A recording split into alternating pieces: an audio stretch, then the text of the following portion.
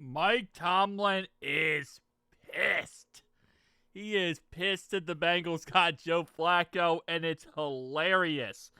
So the whole thing is, right, Mike Tomlin's 11-11 versus Joe Flacco throughout his coaching career. 11-11. This upcoming game is going to decide some things, right? So, and I believe it's 11-11 in the regular season, not including postseason. So 11-11 just in the regular season, which Mike Tomlin does not like playing that man. Mike Tomlin does not like playing him. But you can see right here, 11-11 versus, but like, for example, Joe Flacco, I think it was his first year or second year, he played in the AFC Championship game versus the Steelers, and that's not on this list. So I think this is just the regular season. As you see all these dates, 9, 11, 9, 12, 10, 12, 11, 10. These are all regular seasons. So I'm guessing 11-11 the regular season, probably postseason, obviously not included. But nonetheless, though, Tomlin is pissed. So let's go ahead and listen up to what he has to say, and then we're going to listen up to what John Harbaugh had to say about the whole thing. To be honest, it was shocking to me. Andrew Berry must be a lot smarter than me or us, because it doesn't make sense to me to trade a quarterback that you think enough of to make your opening day starter to a division opponent that's hurting in that area. But that's just my personal feelings. Yeah. Now, listen, the Brownies will always be the Brownies, right? That's kind of how it is. They're always going to make mistakes. They're always going to do stupid things. That's just kind of how Cleveland is. But, again, you know, to his point here, I think Kevin Stefanski even came out and said very similar things of he was very confused and very surprised that they traded away Joe Flacco. And that he really wasn't involved in that at all. And it was all Andrew Berry. Which obviously, if it goes belly up, it revolves more around Andrew Berry being an awful GM. But hey, in the end of the day, I mean, Tomlin's not wrong. Like, you really don't give your divisional opponents anything, especially when they're hurting or weak in a position. But that's why the Brownies are the Brownies. They always figure out a way to do this. Even the Bengals didn't expect the Brownies to do it. I mean, I think that's another quote we have where the Bengals didn't expect the Brownies to even entertain this concept. Like, this was an afterthought. Going for Joe Flacco was a complete afterthought because no one would expect the Browns to actually go ahead and say, yeah, you know what? We'll go ahead and we'll give you Joe Flacco. No one expects that. But that's why the Browns are great, because they do stuff like that. And it's the stupidest stuff, but it works so well for everybody else. The Brownies are the clowns, so everyone else can thrive. So the second thing we have here, John Harbaugh's response. Let's go ahead and listen up to this. Mike Tomlin seemed kind of miffed about the Flacco trade today, and he said it publicly. Did that resonate with you? Do you have any issue with maybe making interdivision trade at a position like quarterback? I didn't think about it that much, probably because we don't play the Browns or the Bengals for 4 or 5 weeks or something like that. So I can't say that was on my mind. I was surprised. I will say that. I was surprised, like, wow, you know, Joe's going to the Bengals. You know, that would be about as much as I would say I thought about it.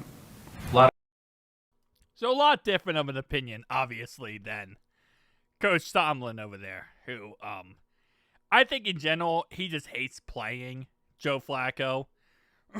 Again, when you have to play him so much with the Ravens, I guess now with the Bengals, it just makes it even worse. And also, they were probably really happy about getting to play Jake Browning, because then they didn't have to worry about anything with Jake Browning. And that Steelers defense would have feasted on him, and they would have gotten themselves a free win. So, I was like, I can't say I don't understand Tomlin's frustration, because I think it makes perfect sense given the circumstance, but it's still funny. It's still funny. I hate the Steelers. I hate everything about the Pittsburgh Steelers, and I love, love, love to see anything negative toward them. So even if it's just a little bit of thing, it's something enough. You know, this is a mental warfare type of game. You got to get in your opponent's head. You got to, be able to really just maneuver around the chessboard. And having Joe Flacco is going to get in Tomlin's head even 1%. Best thing we could have ever done. Even if it doesn't work long term. Okay? Just having that little bit of 1% in his brain, in his noggin, in his, soul, good enough. Kind of want to watch this one more time, Let's go ahead and listen up to him one more time. It's hilarious. To be honest, it was shocking to me.